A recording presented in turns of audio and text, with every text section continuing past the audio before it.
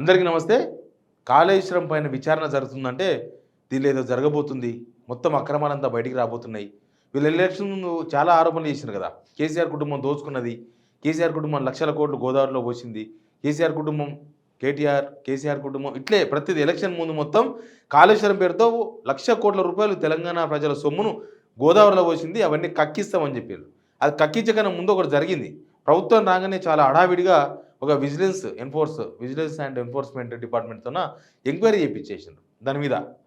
వీళ్ళ ప్రభుత్వం రాగానే చేసిన తర్వాత పినాకిని ఇక్కడ పీసీ ఘోష్ ఈయన retired chief judge.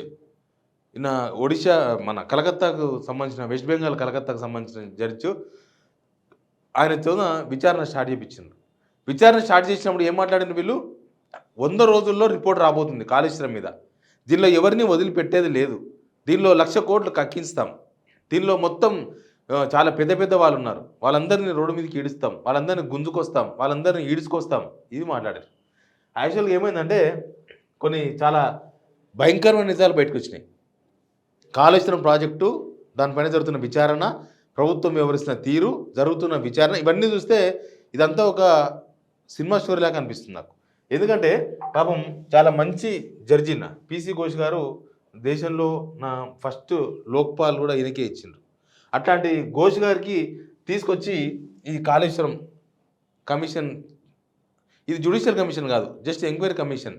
Judicial commission అంటే ఏమో సిట్టింగ్ జడ్జి అది విచారణ జరుగుతుంది. ఈయన ఆల్రెడీ రిటైర్డ్ జడ్జి కాబట్టి ఇది వీళ్ళు రిపోర్ట్ చేసి ఆ రిపోర్ట్ను ప్రభుత్వానికి ఇస్తే ప్రభుత్వం ఏం చేయాలో ఆలోచిస్తుంది. కానీ అసలు రిపోర్ట్ చేయడం కాదు. ఏమైంది తెలుసా? ఏప్రిల్లో నియామకమైండు పీసీ ఘోష్ గారు. నియామకమైన తర్వాత జూన్ 30 లోపు రిపోర్ట్ ఇవ్వాలి. 100 డేస్లో కాలుష్యం సంబంధించిన రిపోర్టు ప్రభుత్వానికి అందజేయాలి. అయితే ఏమైంది, జూన్ 30కి ఇంకా పని కాలేదు అని ఇంకొక 2 months మళ్ళీ పొడిగించింది ఈయన పదవి కాలాన్ని. పొడిగిస్తే ఏరికి వచ్చింది ఆగస్టు. ఇప్పుడే కదా, ఇదే కదా ఆగస్టు 31కి పొడిగించారు. ఆగస్టు 31 పొడిగించిన తర్వాత ఇప్పుడు కూడా పని అయితే లేదంటే ఇంకొక 2 months పొడిగించాలంట. ఇంకో 2 months ఏమైంది, ఇక్కడికి 100 days అయిపోయింది.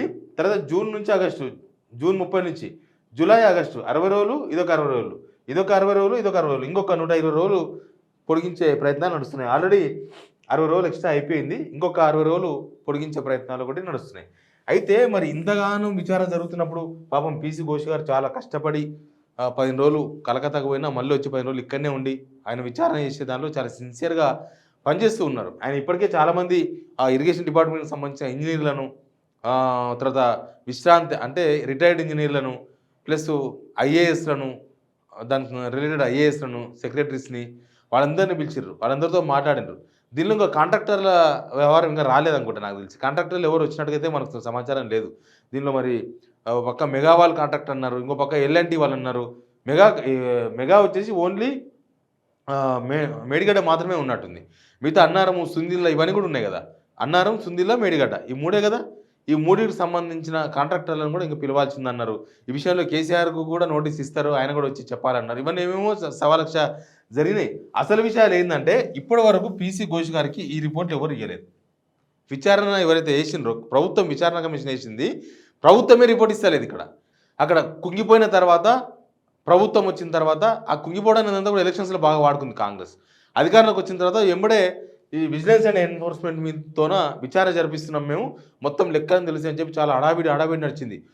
ఇక్కడ మన ఇరిగేషన్ ఆఫీసు జలసౌదలో పెద్ద ఎంక్వైరీలు, జలసౌదలో పెద్ద సోదాలు, అక్కడ ఎక్కడనో మేడిగడ్డకు సంబంధించిన ఆఫీసులు ఉంటాయి కదా, అక్కడ పోయి మొత్తం సోదాలు, అక్కడ ఏదో మొత్తం ఫైల్స్ అన్ని ఎత్తుకపోయినంటే, ఫైల్స్ కాల్ చేసినారంటే పెద్ద హడావిడి చేసారు. ఏదో జరిగిపోతుంది, ఏదో జరిగింది దీనిలో, మేము అదే తేల్చబోతున్నామని. లాస్ట్కి ఇప్పుడు వస్తే ఫైనల్గా విజిలెన్స్ అండ్ ఎన్ఫోర్స్మెంట్కి సంబంధించిన రిపోర్ట్ ఇప్పటిదాకా కూడా పీసీ ఘోష్ గారికి ఇవ్వలేదు. ఆయన దాదాపు నెలన్నర పైన నుంచి అడుగుతున్నాడు, నాకు ఆ రిపోర్ట్ ఇవ్వండి అంటే ఎవరు ఇస్తారు? ప్రభుత్వమే ఇవ్వాలి. ప్రభుత్వం దగ్గర ఉంది రిపోర్ట్. అది విజిలెన్స్ ఎన్ఫోర్స్మెంట్ ఎవరు? ప్రభుత్వం ఇచ్చిందే కదా, ప్రభుత్వ డిపార్ట్మెంట్. వాళ్ళు పీసీ ఘోష్ గారికి రిపోర్ట్ ఇవ్వాలి. ఇప్పటిదాకా రిపోర్ట్ ఇవ్వలేదు. ప్లస్ ఎన్డీఎస్సీ అని తమాషా చూడండి ఎట్లా ఉందో. ఎన్డీఎస్సీ తెలుసు కదా, నేషనల్ డ్యామ్ సేఫ్టీ అథారిటీ. మనకు ఎప్పుడు వీళ్ళ హడావిడి ఎప్పుడు కనిపించిందంటే అది కుంగిపోగానే ఎలక్షన్స్ ముందు 2వ రోజో 3వ రోజో వచ్చిండ్రు, వచ్చి మేడిగడ్డకి వెళ్ళిపోయారు. పోయి చూసి ఇదంతా ఉండదో కొట్టుకుపోతుందో అన్నారు. తర్వాత వాళ్ళు ఇచ్చిన రిపోర్ట్ల ఆధారంగానే మేము కాళేశ్వరం పక్కన పడేసిన కాళేశ్వరం వాడమని రాష్ట్ర ప్రభుత్వం చెప్తున్నది. ఇప్పుడు కూడా అన్నారం సుందిల్లా ఎందుకు గేట్లు ఎత్తిపెట్టిర్రు ఆపునరి అని అంటే లేదు లేదు లేదు మాకు ఎన్డీఎస్ఏ రిపోర్ట్ ఉంది అంటారు. ఎన్డీఎస్ఏ పీసీ ఘోష్ గారు అడిగినారు ఎన్డీఎస్ఏను ఏమని, మీరు అప్పుడు జరిగిన రిపోర్ట్స్ అని మీ దగ్గర ఉన్నాయి కదా, దానికి సంబంధించిన వివరాలు ఏమున్నాయి, దానిలో ఎక్కడెక్కడ నిర్మాణ లోపాలు లేకపోతే క్వాలిటీ అండ్ చెక్ ఏం జరిగింది ఒకసారి మీ దగ్గర రిపోర్ట్ ఇవ్వమని దీన్ని కూడా నెల రోజుల నుంచి అడుగుతున్నాను. నెలన్నర అయిపోయింది, నెల కాదు. ఇప్పటిదాకా ఎన్డీఎస్ఏ కూడా పీసీ ఘోష్ గారికి రిపోర్ట్ ఇవ్వలేదు. ఫైనల్గా ఏమర్థమైందంటే ఘోష్ గారంట వీళ్ళకి సమాన్లు ఎన్డీఎస్ఏకి సమాన్లు ఇస్తారంట.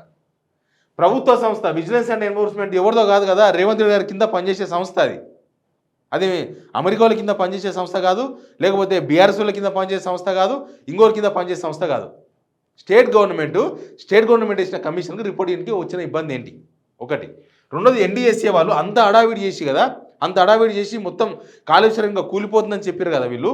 ఆ రిపోర్ట్ని పట్టుకొని ఇక్కడ లేదు ఇది మొత్తం పోయింది కాళేశ్వరం ఎక్కడదని మాట్లాడుతున్నారు కదా. ఆ ఎన్డీఎస్ఏ వాళ్ళు రిపోర్ట్ చేయడానికి వచ్చిన నొప్పి ఏంది? విచారణ జరగాలని కదా మీరందరూ విచారణ చేసిండ్రు. మీరంతా అది కూలిపోవాలని కోరుకుంటున్నారా? అది కూలిపోదని కోరుకున్నప్పుడు పీసీ ఘోష్ గారికి ఇవ్వండి. మీరు రిపోర్ట్ ఇస్తే కదా ఆయన విచారణ చెప్తాడు. అవసరమైతే దానిలో అక్రమాలు తిన్నాయి, నిజంగా 1,00,000 కోట్ల రూపాయలు కేసీఆర్ కుటుంబం తిన్నదా, 1,00,000 కోట్ల రూపాయలు వృధా అయినాయా, అసలు ఆ ప్రాజెక్ట్ ఏంది అదంతా తెలిసేది. మీరు ఎందుకు రిపోర్ట్ ఇస్తలేరు? రేవంత్ రెడ్డి కింద పనిచేసే సంస్థ ఎందుకు రిపోర్ట్ ఇస్తలేదు?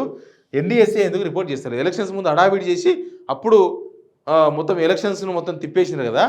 ఎన్డీఎస్ఏ రిపోర్టు ఎన్డీఎస్ఏ వాళ్ళందరూ అడావిడి చేసి ఇప్పుడు ఎందుకు పీసీ ఘోష్ గారికి రిపోర్టు ఇవ్వట్లేదు? ఇది మేజర్ పాయింట్. ఇది మొత్తానికి కాళేశ్వరం సాగదీతాన్ని పెట్టిన అందుకే. ఎందుకంటే ఈయన 100 రోజుల్లో రిపోర్ట్ చేయాల్సిన ఆయనకే ఇంతవరకు ఏమీ ఇవ్వలేదు. 100 రోజులు ఆయన జీతం కూడా నిలమని ఇచ్చారంట పాపం. పీసీ ఘోష్ గారికి 100 రోజుల్లో రిపోర్ట్ ఇస్తుందని పెద్ద ఘనకార్యంగా ఇస్తే కొన్ని పేపర్లు తాటికాయ అక్షరాలతో రాసిన 100 రోజుల్లో కాళేశ్వరం విచారణ పూర్తి అవుతుందని. ఆ పేపర్లు ఇట్లాంటి వార్తలు రాయరు. ఇప్పుడు ఆ పేపర్లు ఈ రిపోర్ట్లు ఇవ్వని వార్త రాయరు. ఈ రిపోర్ట్ ఇవ్వడానికి మీకు నొప్పింది.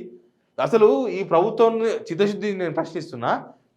ఈ మేడిగడ్డ ఫియర్స్ కుంగిపోయినాయి కదా, దానికి సంబంధించి ఎల్ఎన్టీ కంపెనీ వాళ్ళు కట్టిన మేడిగడ్డకు సంబంధించింది కాబట్టి మేడిగడ్డ సంబంధించి గ్యారెంటో వారెంటో ఏదో ఒకటి ఎల్ఎన్టీకు గవర్నమెంట్కు ఒక అగ్రిమెంట్ జరిగింది, అగ్రిమెంట్ కాపీ బయట పెట్టండి అని అడిగితే ఇప్పటిదాకా కూడా బయట పెట్టలే. వాళ్ళేదో ఒప్పుకున్నారు చేస్తున్నట్టున్నారు కానీ ఇప్పటిదాకా కూడా ఎల్ఎన్టీకి గవర్నమెంట్కు ఏం అండర్స్టాండింగ్ ఉంది?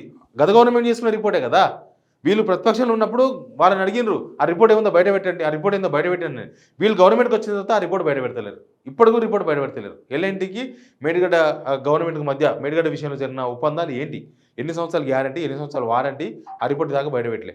ఇట్లా ప్రభుత్వము కాళేశ్వరం విషయంలో ఎలక్షన్స్ ముందు కేవలం ఓట్ల కోసం మాత్రమే వాడుకొని ఇప్పుడు దాన్ని మళ్ళీ వాడుకుంటే, దేన్ని కాళేశ్వరాన్ని వాడుకుంటే ఇప్పుడు అప్పుడు చేసిన ప్రచారం అంతా కూడా తప్పని జనాలకు అర్థమవుతున్న ఉద్దేశంతోన దాన్ని వాడకుండా పక్కన పెట్టి ఈ డ్రామా అంతా నడిపిస్తున్నారు అనేది చాలా క్లియర్ కట్గా అర్థమవుతుంది. చూద్దాం రిపోర్ట్ ఇస్తారా, నిజంగానే సమన్లు ఇస్తారా ఘోష్ గారు? ఒకవేళ సమన్లు ఇస్తే ఏమవుతుందని కూడా చూద్దాం. Please subscribe signal TV.